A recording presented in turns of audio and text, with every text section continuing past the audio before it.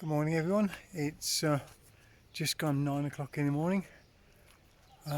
We are in a town called Mesky. We got a campsite last night, which I don't know if you can see in the background here. Yassine is just packing away the last of his few bits. Good campsite, but not exactly the best night's sleep as there were dogs barking all night. But on the plus side, the showers were super hot and we have no complaints about that whatsoever. Plan for today is to get some breakfast first and then head off to Arrowford, which is only about 35-40 kilometres, so it's a short day today. So we're going to take it easy and hopefully take some photographs and that on the way. So that's it. So I will speak to you later on. One of the things I've found really interesting at this campsite that we're at, just before we leave, is that it has got a swimming pool.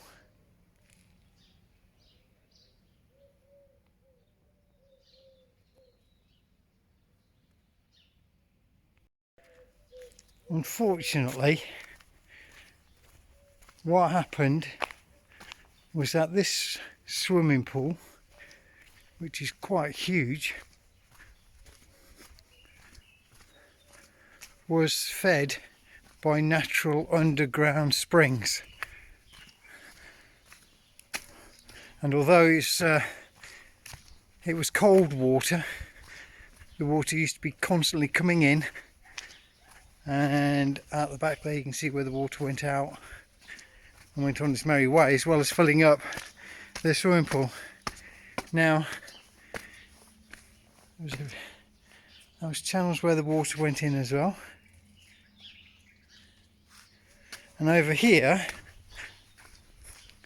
is where the water came in. Now the water used to bubble up and come through there and then make its way round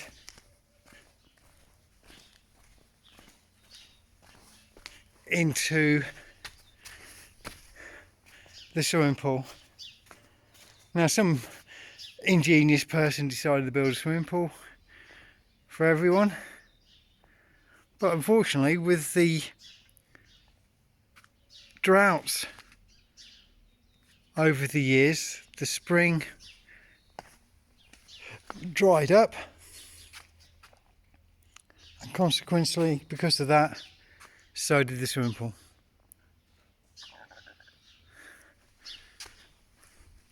Such a shame. And this is the same as well. Unfortunately, there is no or very little water due to the spring drying up. And I've just left the campsite now, and we've stopped for some breakfast. Yassine has been the tea man and doing it like an expert with an omelette.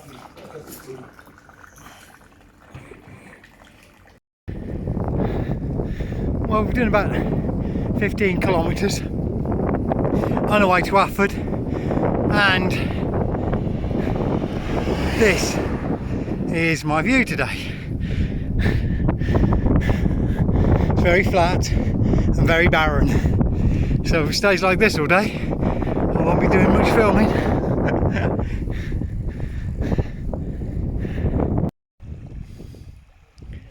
Despite the lots of rain recently in the Eastern Sahara, it hasn't trickled this far west yet. As you can see, the river is quite small now, and you can see how wide it used to be.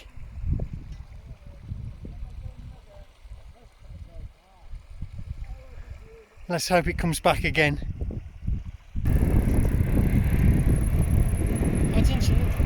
Yeah, thank you.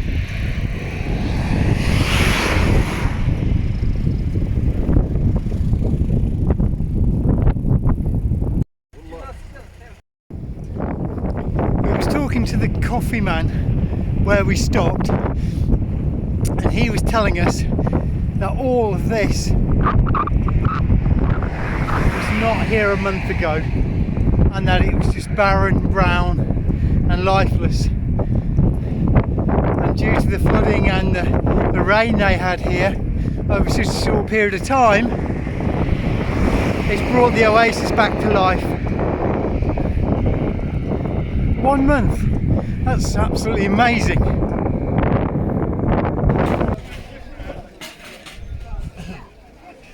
We stopped at a local souk now, so we're going to pick up some supplies for tonight, and we're going to stop here for a little while and grab some lunch. People here are super friendly. It's been really, really good.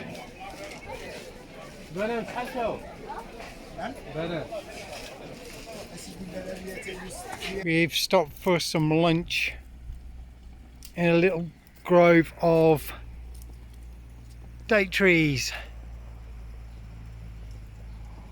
Really peaceful and really quiet. Yassine the cook is doing us some chicken. With that we're going to have some onions and some bread, and then afterwards we have some fresh fruit.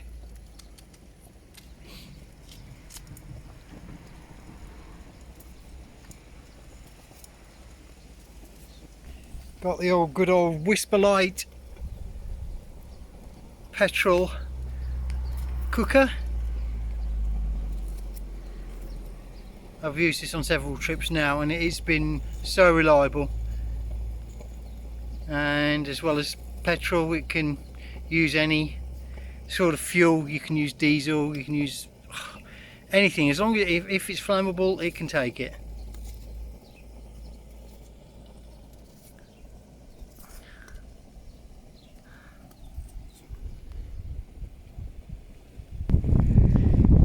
Well, we just finished lunch, and we're now on our way to Afud again. We've got approximately 20 miles to do, I think. About, I don't know, 45 kilometres I think. So we tried to rest out the heat of the day. Having said that, it's still bloody hot. It's still in the 30s, but it's all good.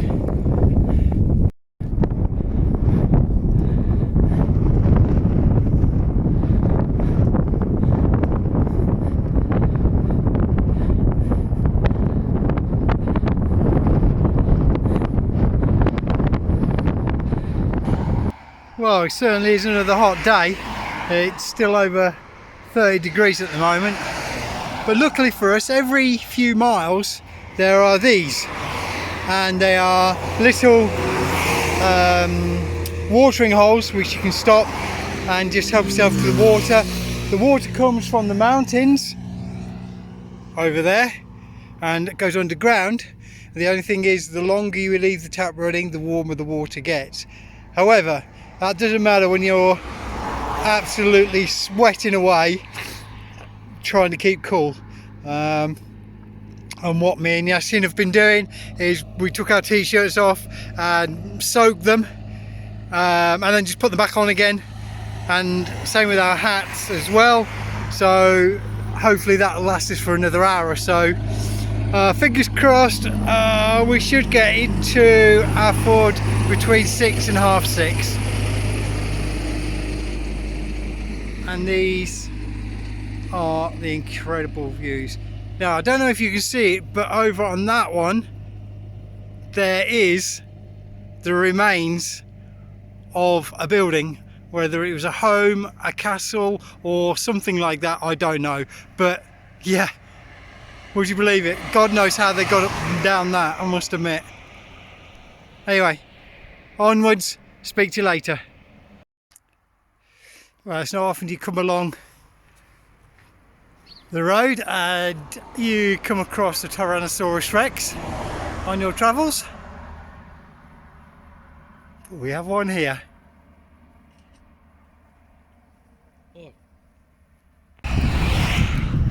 Well, it's 6 kilometres left to our destination.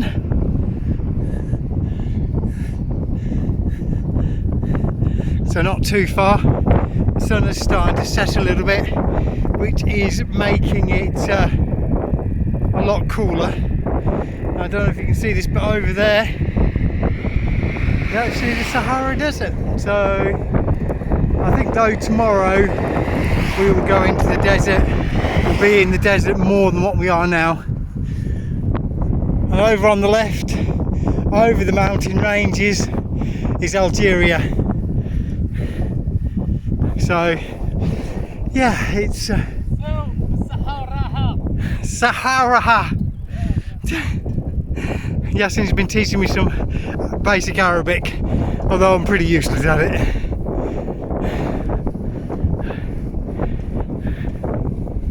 Nearly at Alford.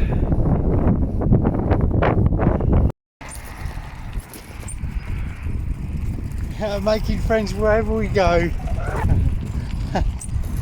Yeah, you're good. Well, we finally made it to Alford. We're just quickly having some tea, and then we're going to go look for somewhere to sleep for the night. We're not going to use a campsite tonight or anything. We're just going to find somewhere with a bit of land and just stick up our tents and things like that. We're going to get a load of water as well, so one that we can drink, and two that we can have a quick wash and just have a bed wash, whatever you want to call it, just to clean up a little bit. And then tomorrow we'll be continuing on to Mazuga, which is approximately 80 kilometers at the moment, but I'll probably tell you different later on. Okay. Part 3 is to come very soon. In the meantime, please like, subscribe, and don't forget to hit that notification bell. Thank you.